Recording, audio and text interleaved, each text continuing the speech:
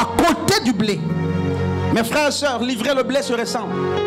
Et à la confusion lorsqu'il faut, n'est-ce pas, aller pour la moisson. Il y a une véritable confusion. Et en voulant justement ôter l'ivraie, on peut tuer aussi le blé.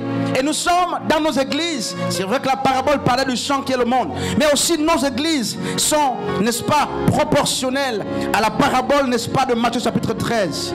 Nous sommes à la même époque où l'ivraie est en train de pousser avec le blé. Je ne dis pas qu'il faut déraciner. Mais laissez-les croître ensemble, a dit le Seigneur. Laissez-les croître ensemble. De quelle espèce es-tu? De quelle nature es-tu? Est-ce que longtemps tu as adoré? Oui, la question qu'il faut se poser est de savoir, est-ce que tu es un véritable adorateur? Les vrais adorateurs, comment adorent-ils? Il est dit qu'ils adorent en esprit.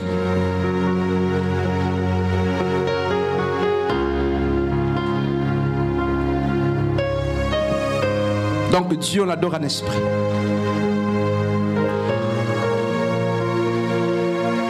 Et en vérité. Dans la connaissance du vrai. Il n'y a pas de vraie adoration sans la connaissance du véritable. Il faut que le véritable soit connu pour qu'on tombe dans la vraie adoration. Tu as un veau d'or dedans de toi, il faut justement, mais il faut t'en débarrasser. Je finis frère, qu'est-ce qui constitue dans ta vie le puits de Jacob? Le raisonnement.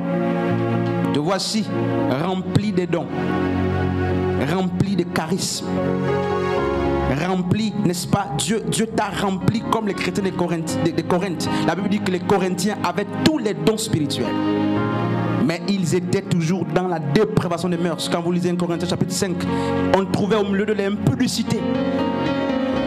Te voici, n'est-ce pas? Aujourd'hui tu es prophétesse, prophétesse. Tu vois un jour, après tu ne vois plus. Il y a des périodes où tu ne vois plus, il y a des périodes où tu vois prophétesse, intercesseur. Des périodes où tu intercèdes, des périodes où tu n'intercèdes plus. Intercesseur.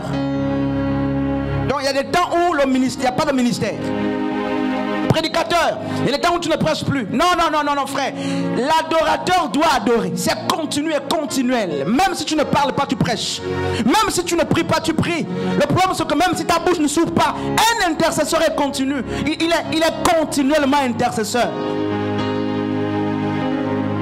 Un prophète est continuellement prophète. Il est là pour veiller. Il doit voir qu'est-ce qui se passe. Revoyons nos sources, frères. Dans quelles sources sommes-nous en train de boire, de puiser? Une question se pose. La Bible dit que l'eau que Yeshua donne, ne tarit jamais. Ce eau ne te ramènera plus justement la soif, mais elle est étanche pour toujours. Voici que tu es chantre. Aujourd'hui tu chanteras. Demain il n'y a plus d'inspiration. Demain tu chantes. Il y a un problème, Dieu a besoin de véritables adorateurs qui sachent se positionner.